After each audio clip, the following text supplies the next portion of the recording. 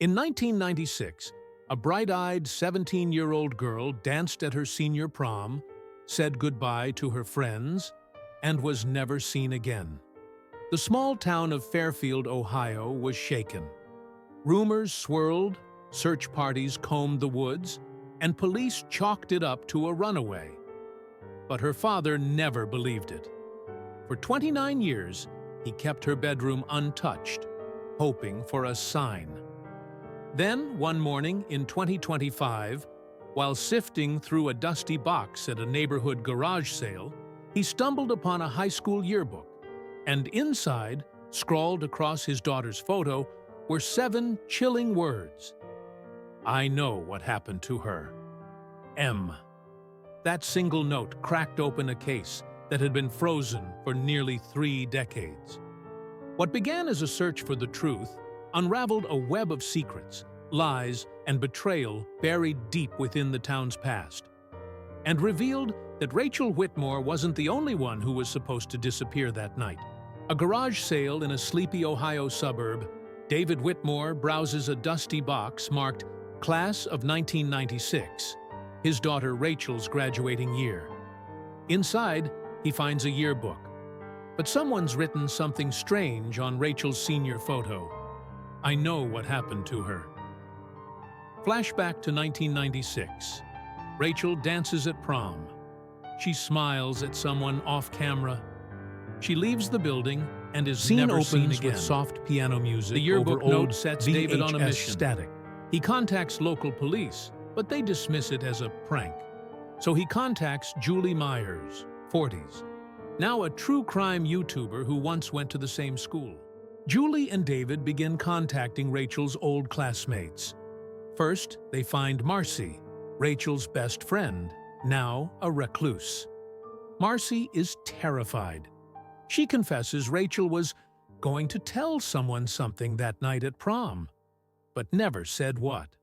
A second person in the yearbook has a photo scratched out, Donnie Tate, who died in a car accident weeks after prom. Julie realizes all the photos of a certain club, the Film Society, are missing from the yearbook. They locate an original copy. It includes a photo, Rachel, Donnie, and a third person, whose face is blacked out in permanent marker. Suspense heightens. Something happened involving this group. Light flickers through a cracked window.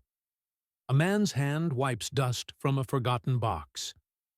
For over 3 decades, the Sullivans lived under the crushing silence of Rachel's disappearance. Then, one evening in 2022, as her father packed old photo albums into storage, a faded wooden frame slipped from a shelf and shattered on the floor.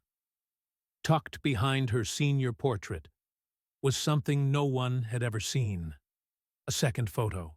4 teenagers, laughing, standing in front of a gas station. One of them, unmistakably, was Rachel. It's date-stamped, June 14, 1990. But wait, she disappeared on June 10th, 4 days after she supposedly vanished. This photo told a different story. Sullivan, in present-day interview, said, "I remember my knees buckling. That photo shouldn't exist. That date, it changed everything." The other teens were from Rachel's high school, Charles, Jason, and Robert, all of whom claimed they hadn't seen her after the school dance. But there they were, with her smiling, 4 days after her disappearance. Why did they lie? What were they hiding? Cut to interview with Jason's ex-girlfriend. Jason always changed the subject if Rachel came up. He said, "Not everyone who vanishes wants to be found." I thought it was just a weird comment until I saw that photo. Tension rises. Investigators reopen the case. The old yearbook is re-examined. Detectives zoom in on Jason's quote, "Some secrets are safer kept buried." Creepy now in hindsight. And then an anonymous envelope lands in the Sullivan mailbox. No return address, just a flash drive, and a handwritten note, "You're not done digging." Flash drive is played. It's an old VHS rip. Someone filming out of a car window. The gas station from the photo. The same day. You hear a girl's voice laughing, "Stop filming me!" "You're such a dork, Jason." Rachel's voice. Her father weeps. Sullivan. That was her laugh. After 30 years, I heard my daughter's laugh again. Cut to Rachel's mother holding her chest, sobbing silently. But if Rachel was alive days after the world believed she vanished, then what happened next? Jason, Charles, and Robert are questioned by police again. This time, under pressure, cracks begin to show. Charles finally broke. He said it was all just a trip to Clear Lake. Said Rachel was fine when they dropped her off. But he didn't know what happened after. The map changes. Now a new location is pinned. Clear Lake, 42 miles away. Police search a decades-old abandoned cabin Jason's family once owned there. What they found changed everything. A woman's necklace, a burnt journal, and a name scratched into the windowsill. Rachel. Small-town nursing home. Late afternoon. The sky is bruised with sunset. A golden glow silhouettes David Whitmore and Julie Myers as they stand hesitantly outside a worn brick building. This is where secrets hide, not in darkness, but in forgotten places. Fluorescent lights buzz softly. Mr. Brenner, 80s years old, frail, sits in a recliner, wearing a knit sweater and a dazed expression. A chessboard sits untouched. His hands twitch restlessly. Framed photos of his younger self, smiling beside trophies and awards, line the shelf. David, quietly, holding a photo. "Mr. Brenner? It's David Whitmore, Rachel's father." Brenner doesn't respond. Julie kneels beside him, softly. "Julie, do you remember Rachel Whitmore? You supervised the Film Society. 1996 prom night. Mr. Brenner prom night. Film club." "Yes." David.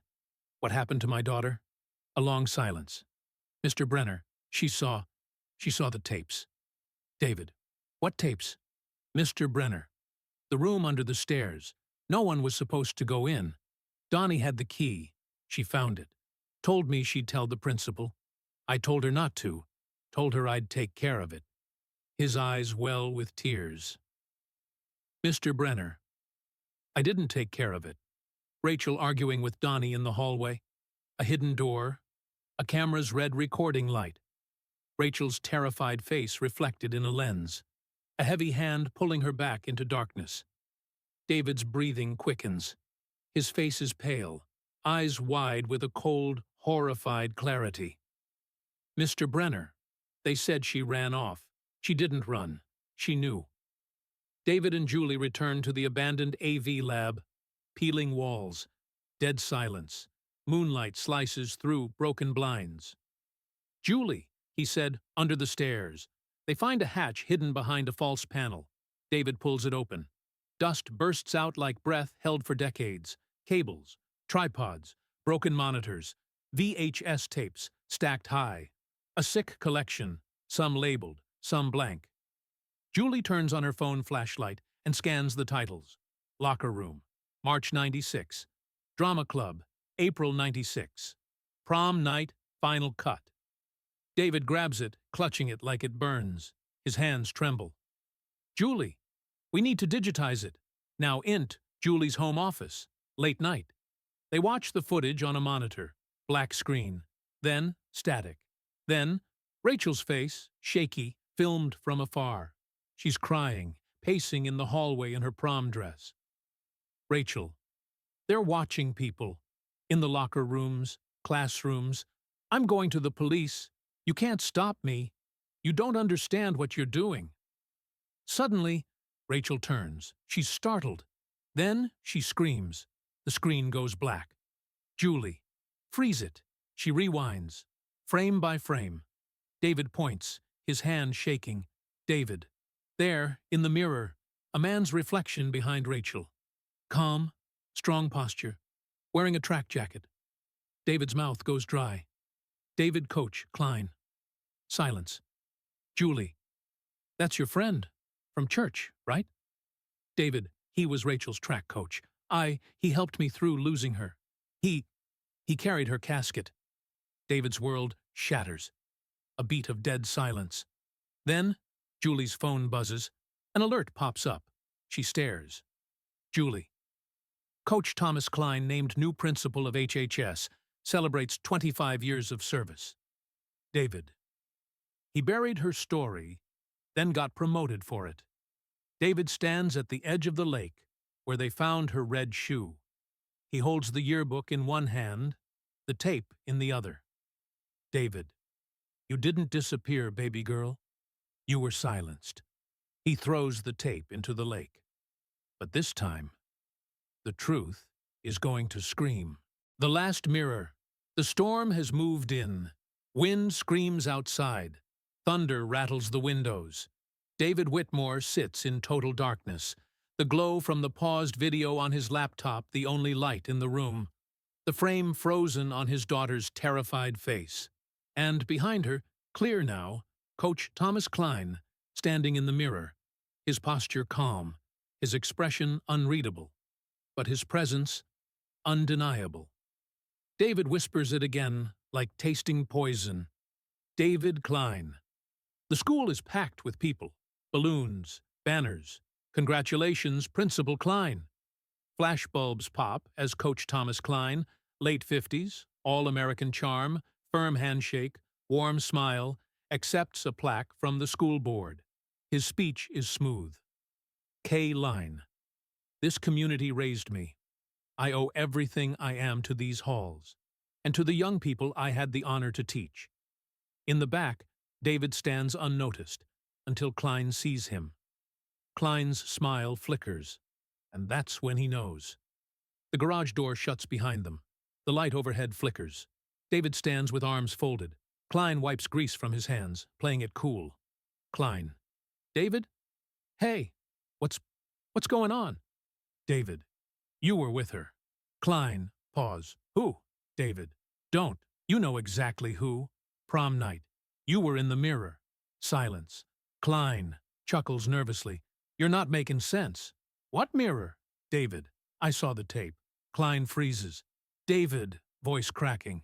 She came to you. She trusted you. She was terrified. And you killed her. Clyne. Quietly. I didn't mean to. She panicked. I grabbed her arm. She tried to run. She fell. Hit her head. I panicked. David collapses onto a workbench, devastated. David. You carried her casket. You sat beside me for 25 years. You were my friend. Clyne kneels, pleading. Clyne. I didn't plan this, David. I was just trying to keep things quiet. For the school. For the other kids. For everyone. She. David. Raging. She was my daughter. Silence. The storm screams outside. David pulls something from his jacket. The red shoe. Her shoe. Clyne. Softly. I buried the rest. Near the old well. Behind the football field. No one would find her. David. Tears streaming. I found her. Tonight, everyone will. Clyne is handcuffed and led away. Reporters scream questions. Flashbulbs erupt. David watches, broken and still, his face lit only by the flashing lights. The sheriff places a hand on his shoulder. Sheriff, we'll begin recovering the remains. You gave her back her name, Mr. Whitmore. Julie uploads the final video to her channel, The Yearbook Secret Solved. Clips play over soft, haunting music. Rachel laughing in home footage. The red shoe. A candlelight vigil. Students holding hands. Clyne being led into prison. David opens the door. The room hasn't changed. Her books, her posters, a half-filled journal. He sits on her bed. In his hands, a photo of her. Prom night, smiling wide. He whispers, David, you were never lost, just waiting to be heard. He places the red shoe gently on the shelf. In memory of Rachel Whitmore, 1979 to 1996. Justice took 29 years, but it came. A yearbook photo fades in. Rachel's. The ink is gone. Her name, finally clear. The end.